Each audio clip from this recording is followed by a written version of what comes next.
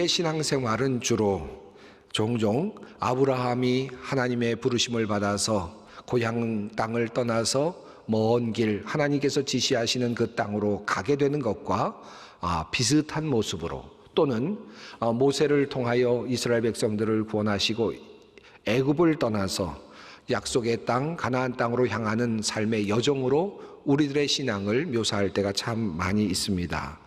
우리의 신앙이 그렇게 비유되기도 하죠.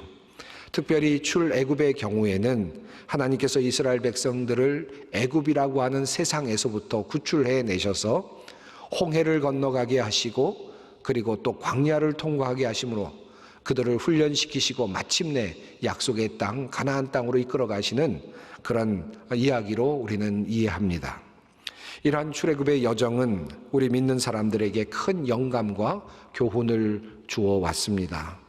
우리의 인생길도 하나님께서 인도하시겠지, 그리고 그렇게 인도하시는 하나님은 우리를 마침내 젖과 꿀이 흐르는 땅으로 인도하실 것이다 라는 그런 희망을 갖게 하였습니다. 아마도 우리 많은 신앙인들은 그와 같은 믿음을 가지고 오늘도 신앙생활을 하리라고 생각을 합니다. 이 땅, 하나님께서 인도하시는 이 땅을 성경은 젖과 꿀이 흐르는 땅이라고 그렇게 묘사하고 있습니다. 모세는 신명기 8장에서 이 젖과 꿀이 흐르는 땅이 어떤 땅인지 이스라엘 백성들에게 이렇게 설명을 했습니다. 주 당신들의 하나님이 당신들을 데리고 가시는 땅은 좋은 땅입니다. 골짜기와 산에서 지하수가 흐르고 샘물이 나고 시냇물이 흐르는 땅이며, 밀과 보리가 자라고 포도와 무화과 석류가 나는 땅이며, 올리브 기름과 꿀이 생산되는 땅이며, 먹을 것이 모자라지 않고 아무것도 부족함이 없는 땅이며, 돌에서는 쇠를 얻고 산에서는 구리를 캘 수 있는 땅입니다. 주 당신들의 하나님이 당신들에게 주신 옥토에서 당신들은 배불리 먹고 주님을 찬양할 것입니다.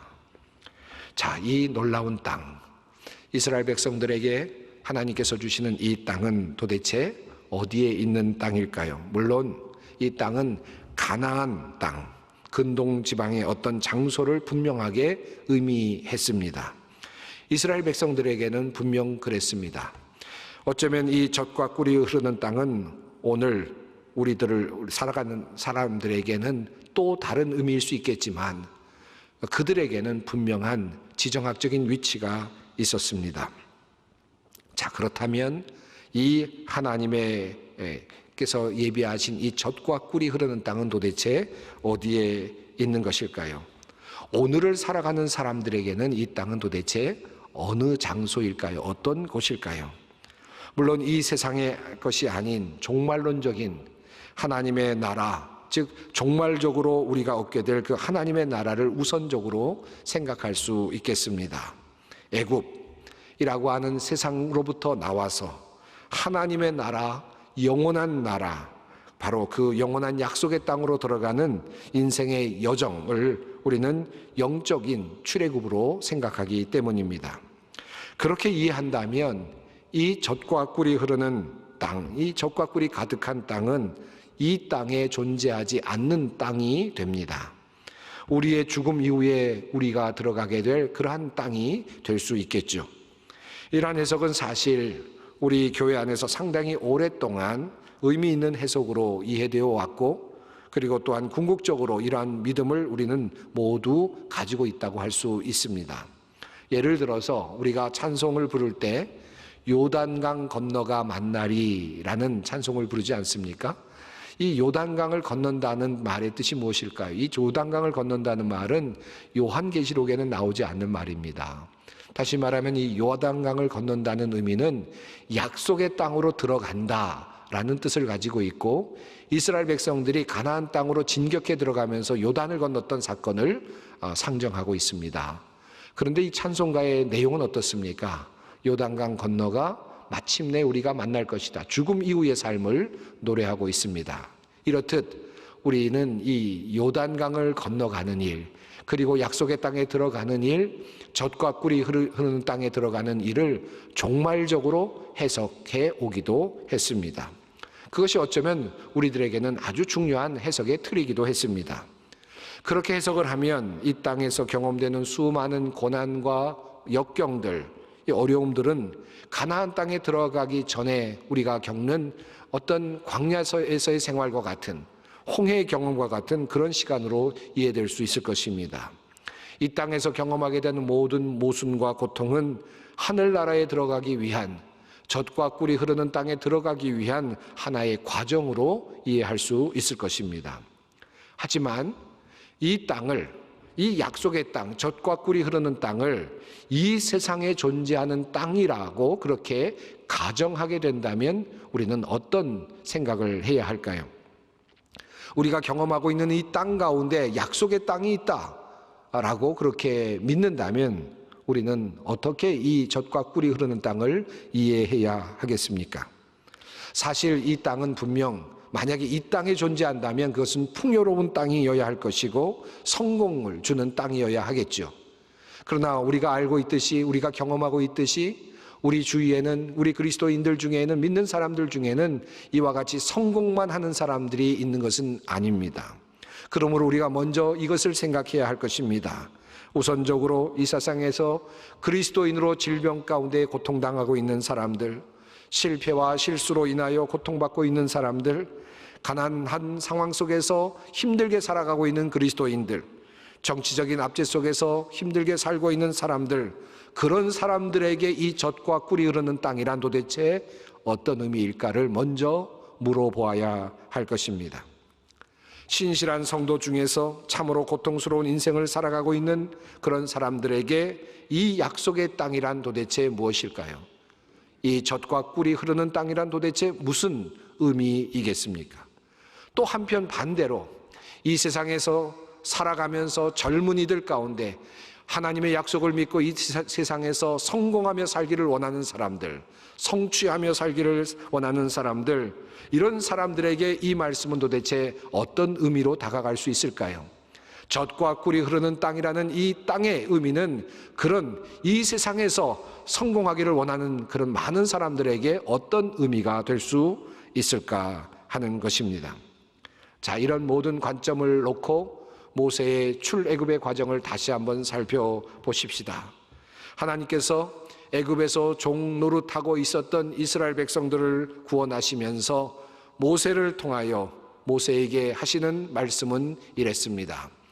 여호와께서 이르시되 내가 애굽에 있는 내 백성의 고통을 분명히 보고 그들이 그들의 감독자로 말미암아 부르짖음을 듣고 그 근심을 알고 내가 내려가서 그들을 애굽인의 손에서 건져내고 그들을 그 땅에서 인도하여 아름답고 광대한 땅, 젖과 꿀이 흐르는 땅, 곧 가나안 족속, 헷 족속, 아모리 족속, 브리스 족속, 히위 족속, 여부스 족속의 지방에 데려가려 하노라. 하나님은 이스라엘 백성들을 아름답고 광대한 땅, 젖과 꿀이 흐르는 땅으로 그들을 인도하려 하신다고 그렇게 말씀을 하셨습니다. 당시에 가나안 족속과 그리고 아모리 족속과 브리스 족속과 여부스 족속, 히위 족속이 살고 있었던 바로 그 땅을 지목하셨습니다. 자, 그렇다면 하나님께서 이렇게 지목하셨던 그 땅, 이 세상에 있었던 그 젖과 꿀이 흐르는 땅이라고 명명된 그 땅은 도대체 어떤 땅입니까? 과연 그 땅은 정말 젖과 꿀이 흐르는 땅이었을까요? 여호수아와 갈렙을 포함한 12명의 정탐꾼들이 가나안 땅을 정탐한 후에 와서 한 보고가 이랬습니다. 모세에게 말하여 이르되 당신이 우리를 보낸 땅에 간즉 과연 그 땅에 젖과 꿀이 흐르는데 이것은 그 땅의 과일이니이다. 하나님께서 이스라엘을 위해 예비하셨던 그 땅은 과연 주변 지역과 비교하였을 때 정말 놀라운 땅이었음이 분명합니다. 젖과 꿀이 흐른다고 그렇게 말할 수 있을 만큼의 그런 땅이었음에 분명합니다. 하지만 오늘과 같은 세상에서 특별히 구글 지도와 그리고 여러 가지 지정학적인 데이터를 가지고 있는 오늘날 살고 있는 사람들의 입장에서 오늘의 상황에서 이 상황을, 이 땅을 다시 한번 점검해 보면 어떨까요? 과연 이 땅은 젖과 꿀이 흐르는 땅이라고 할 수 있겠습니까? 과연 이 땅이 지구상에서 가장 살기 좋은 땅이며 그리고 하나님께서 축복으로 내려주실 만한 땅이라고 할 수 있을까요? 미국이나 지중해 연안에 정말 좋은 날씨를 가지고 좋은 땅으로 그렇게 여길 수 있는 그런 땅이 얼마나 많이 있습니까? 사실 그 당시에도 그랬습니다. 메소포타미아에서 문명이 발생하였듯이, 이집트 나일강에서 문명이 발생하였듯이 이미 애굽 땅은 지리적으로 보면 가나안 땅보다 훨씬 더 비옥한 땅을 가지고 있었습니다. 그런 의미에서 이스라엘 백성들이 젖과 꿀이 흐르는 땅이라는 이 멋진 말씀만 믿고 애굽을 떠나면서 큰 상상을 하였다면 과연 그들은 가나안 땅에 들어갈 때 어떤 마음이었을까요? 어쩌면 그들은 가나안 땅에 들어가면서 스스로 속았다라는 생각을 했을 수도 있습니다. 이미 이스라엘 백성들이 나온 그 이집트 애굽 땅은 주변 지역 어느 곳보다 비옥한 땅이었습니다. 기름진 땅이었습니다. 문명이 있었고 사람들이 살기 좋았던 땅이었습니다. 나일강이 때로 범람하여 퇴적층이 쌓여 있었고 그래서 더욱 비옥해진 땅에서 사람들은 손쉽게 농사를 지을 수가 있었습니다.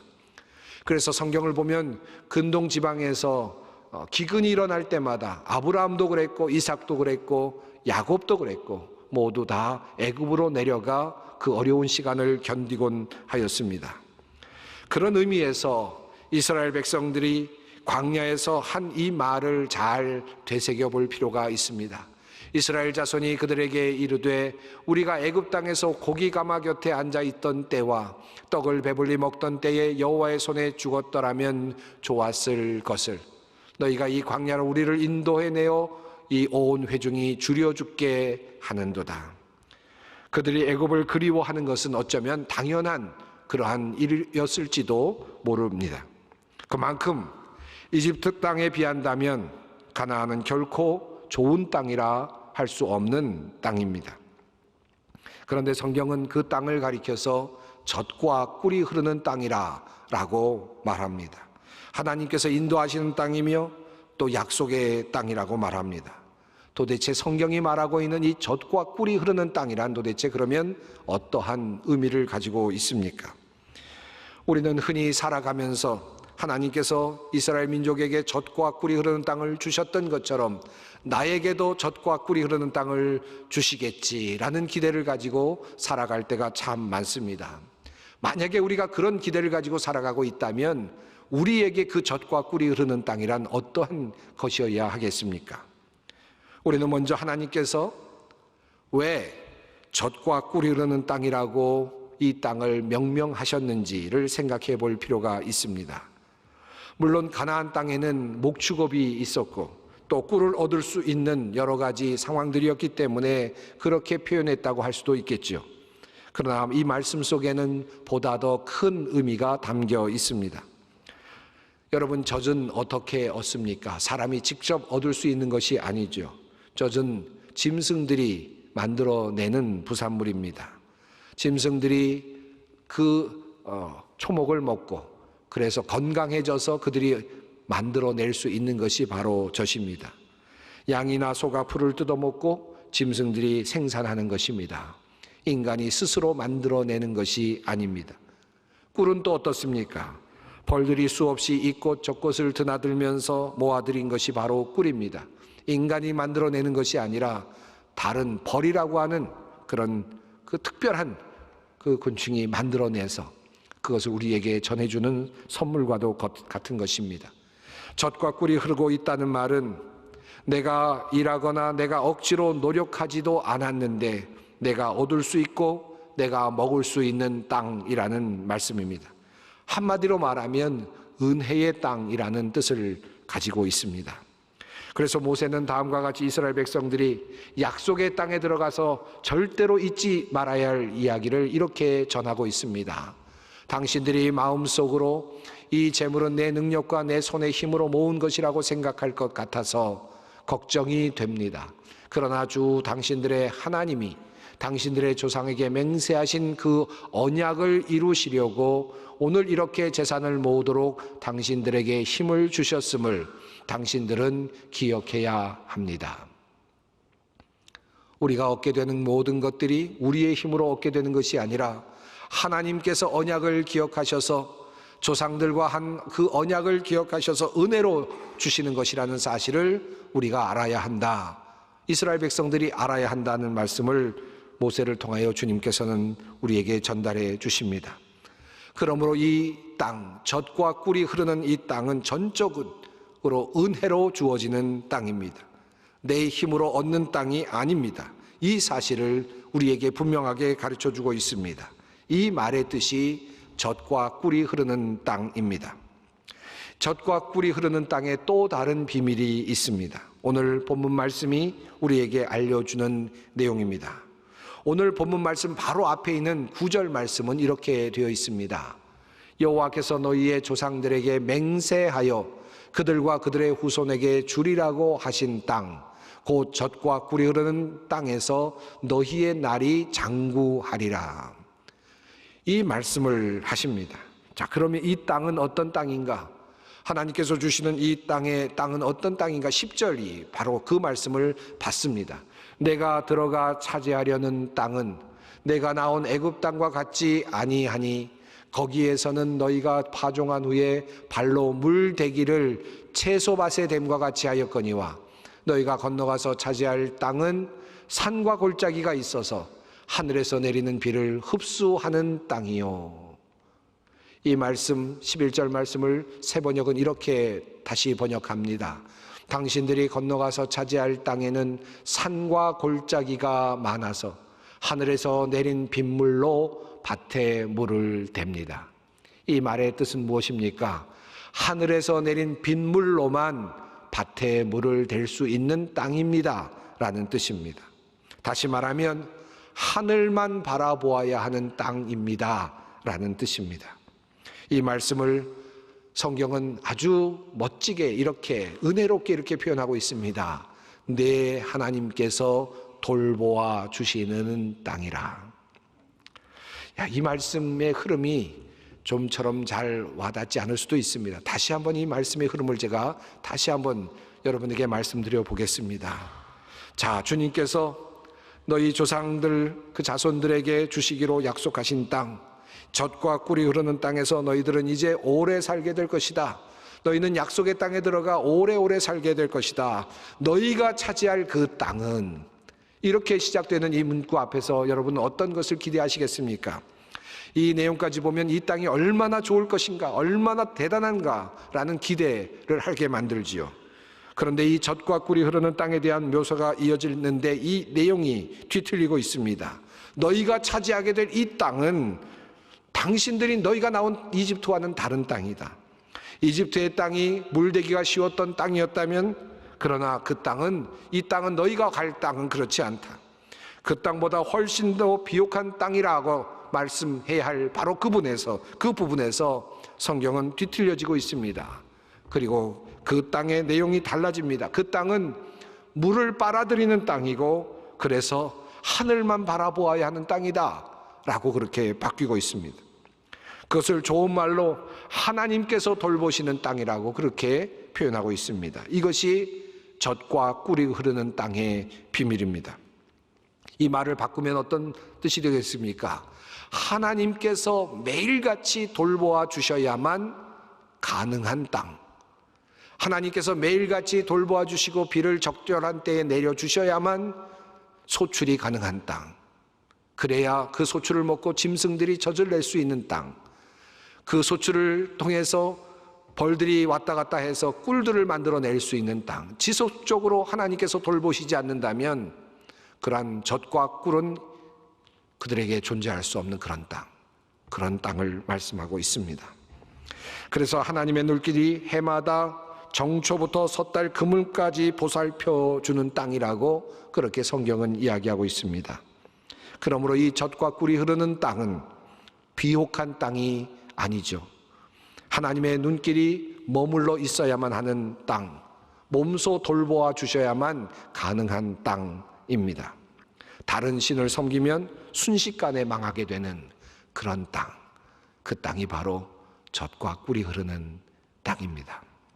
훗날 이스라엘 백성들이 이 젖과 꿀이 흐르는 땅에 들어가서 하나님의 말씀을 청종하지 못함으로 저주를 받고 재앙을 경험하게 되는 사건들이 있었습니다. 훗날 예레미야 선지자를 통하여 이스라엘 백성들에게 하나님께서는 이렇게 말씀하시죠. 주께서 표적과 기사와 강한 손과 펴신 팔과 큰 두려움으로 주의 백성 이스라엘을 애굽 땅에서 인도하여 내시고 그들에게 주시기로 그 조상들에게 맹세하신 바 젖과 꿀이 흐르는 땅을 그들에게 주셨으므로 그들이 들어가서 이를 차지하였거늘 주의 목소리를 순종하지 아니하며 주의 율법에서 행하지 아니하며 무릇 주께서 행하라 명령하신 일들을 행하지 아니하였으므로 주께서 이 모든 재앙을 그들에게 내리셨나이다. 그 땅은 하나님께서 잠시 눈을 돌리시면 존재할 수 없는 땅, 소산을 낼 수 없는 땅이었습니다. 그 땅에서 이스라엘 백성들은 하나님의 말씀을 청종치 않으므로 재앙을 맞게 되었습니다. 그렇습니다. 젖과 꿀이 흐르는 땅은 하나님께서 돌보시는 땅이며 그 땅은 주님의 백성들이 주님의 음성에 귀를 기울이고 그 말씀을 청종할 때 비로소 비옥한 땅이 되는 그러한 땅입니다. 그러므로 오늘 본문 속에서도 우리 주님께서는 이렇게 말씀하십니다. 그러므로 너희는 내가 오늘 너희에게 명하는 모든 명령을 지키라.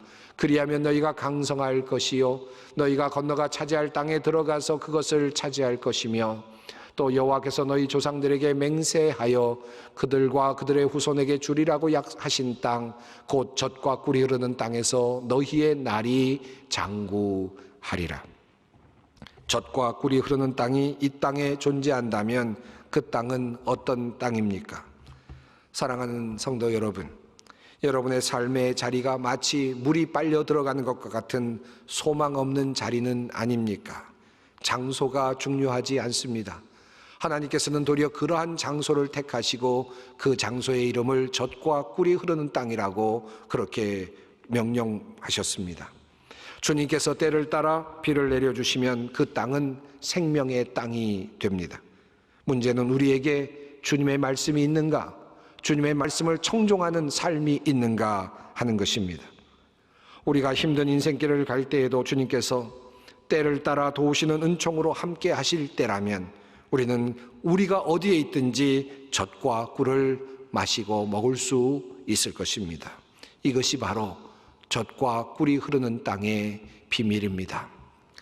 사랑하는 성도 여러분, 여러분은 바로 오늘 바로 그 자리에 젖과 꿀이 흐르는 이 자리에 서 계십니다.